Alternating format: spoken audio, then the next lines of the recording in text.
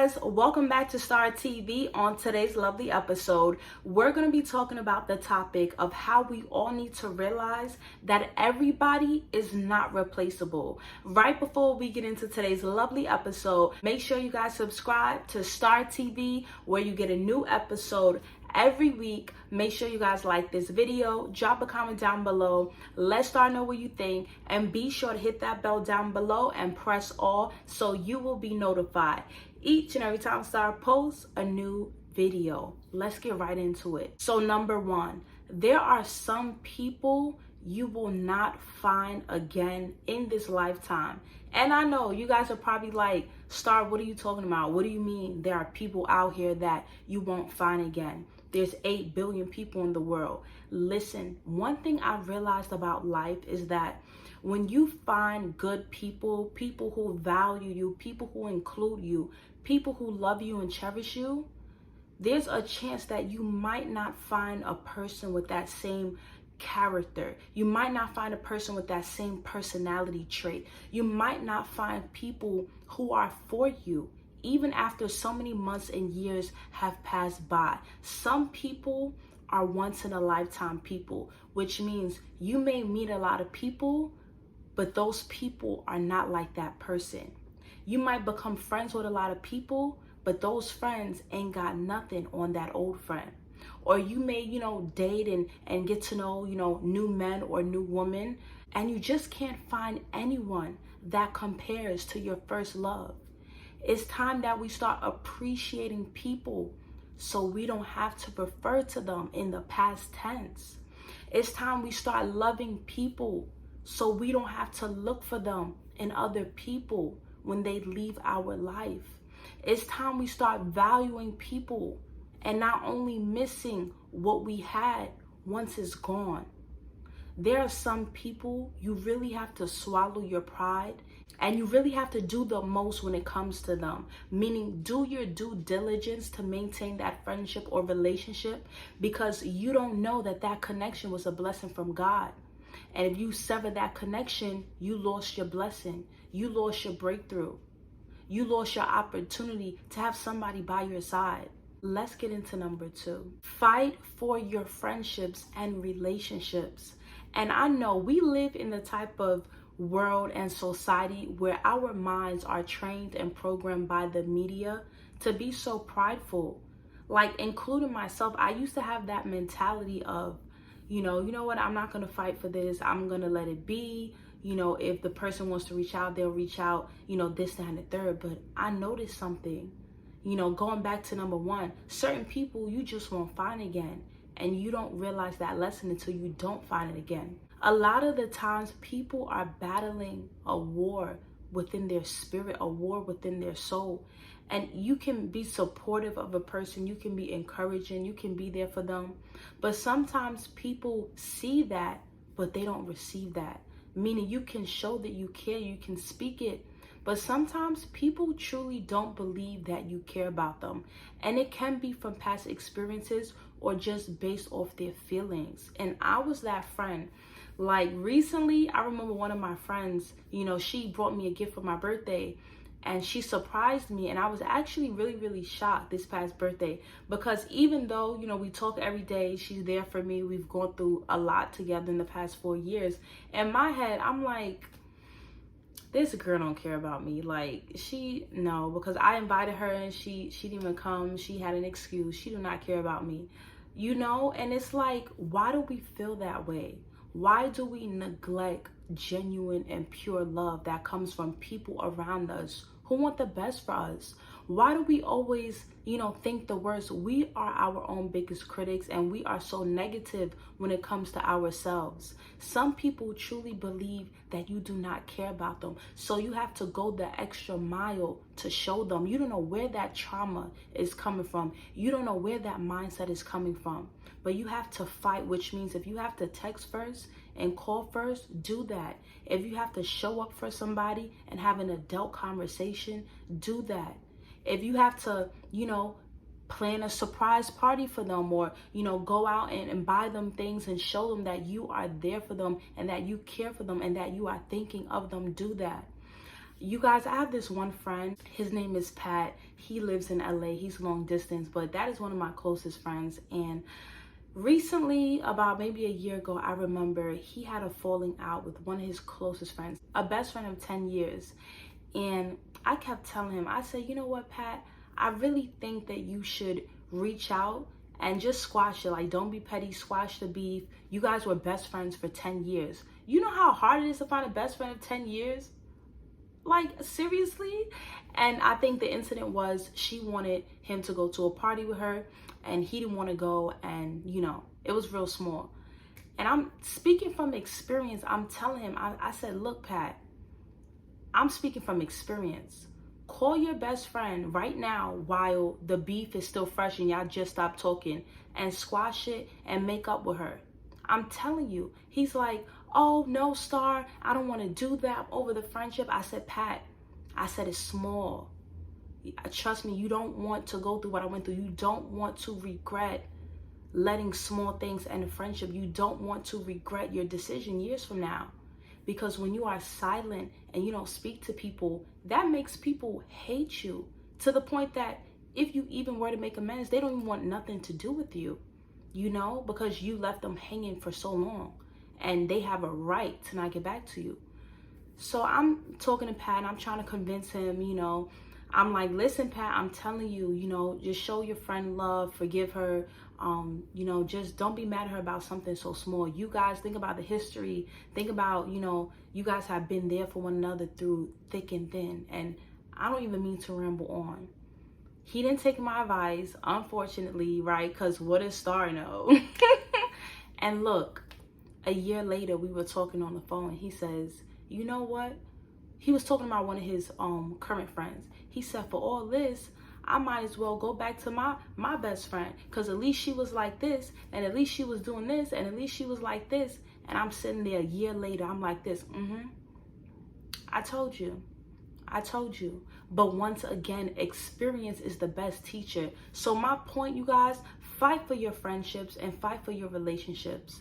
Because if a friend is fighting for you, it's not because they're being annoying. It's because they care. And you don't want to wait until years later where you have an awakening, an epiphany, and God shows you, like, this was somebody that cared about you, but you thought that they were nagging. You were dedicated to misunderstanding them because you only saw your own viewpoint. It's time we mature and it's time we level up. Let's get into tip number 3. Regret is a real thing, and the pain that comes with it is heavy. You guys, it is the worst feeling in the world. When you lose someone close to you, whether it's a family member and you had a close relationship with one of your siblings and it dissolved, or you guys are not close anymore, or whether it's one of your closest friends, or whether it's a significant other, a person that you closely connect to, a person who you had a great relationship with, a great family relationship with, a great bond with, a great friendship with, and you know that you didn't go the extra mile to do what needed to be done in order to keep this beautiful relationship. As time goes on and you think about it and you ponder about it, you will regret it. You will wish that you would have done certain things in order to keep people who were important in your life. Because life has a funny way of working. One day you will wind up alone. When you don't value people, you don't communicate, you stay silent, you like to ignore people, right? I've done it. I've been there. Learned my lesson. It wasn't the right thing to do. Okay, you will wind up alone. You will. And I feel like God takes people in these seasons of isolation to not only strip you of yourself and mold you, but make you realize that you're not the only person who is a victim. There are people that we've hurt that we didn't realize that we were hurting. Our actions cause people pain and we didn't even realize the weight of our actions. It's the worst feeling in the world to think back. You know what?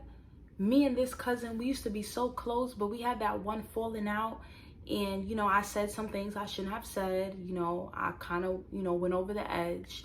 And you guys are to the point where even though you're family, you don't speak. And you just regret it because you truly miss those good and genuine times. You truly miss, those link ups, those phone calls, and you're just thinking, wow, if I would have just, did this or did that or didn't say this or didn't do that, everything would be fine. And regret can also lead to feelings of stress and also depression, because depression is when you are living in the past and you are replaying moments, what you could have done better, what you should have done, but it's too late.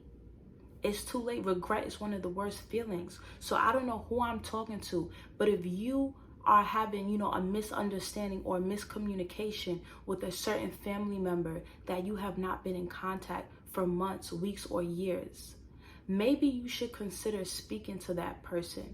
Maybe you should consider making peace with that person. Or if you had a close friend and maybe you guys didn't end, you didn't end well. Things didn't go as planned. You guys are not in communication. Maybe you should reach out and listen, okay? Because I had a falling out with one of my neighbors about this. Just because Star is telling you to reach out, it doesn't guarantee a reply.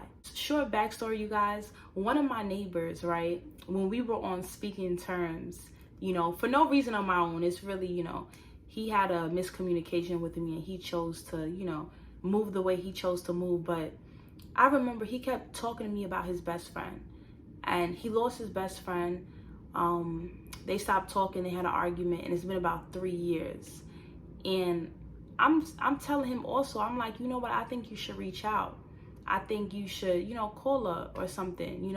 You keep talking about her, which means, and you keep showing me y'all pictures from 3 years ago, which is clearly telling me that you miss her. And you know how I know you miss her? Because I've been there before, okay? I know what that's like. I know when somebody's in pain. So I encouraged him to reach out, and he reached out to her. And I was all positive. I was like, trust me, I feel like she's going to get back to you. She probably misses you too. You never know. And long story short, you guys, his best friend did not answer him. And when he saw me, he was like, Star, I feel so stupid.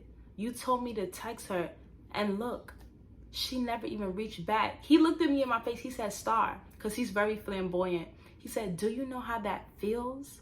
And I'm like, yeah, I do. But at the same time, people are not entitled to give you a reply. You don't pay their phone bill. People are allowed to read your message and not get back to you. As long as you made your peace, as long as you expressed yourself, you got your message across and they received it, that is all that matters. So now he mad at me because his friend didn't get back to him.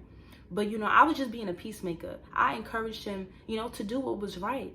So just because I'm telling you guys to reach out to family members, friends, and significant others, if they don't answer you, do not attack me, okay? We're looking at the bigger purpose here, which is making peace with people that we've hurt, taking accountability for our actions, and growing from it.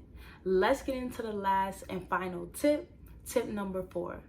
Communicate your feelings instead of going silent. And I know a lot of women, we are like this. When we are very hurt, very upset, and we feel betrayed, we tend to not speak. Now, there's a certain level of pain that causes you to become silent.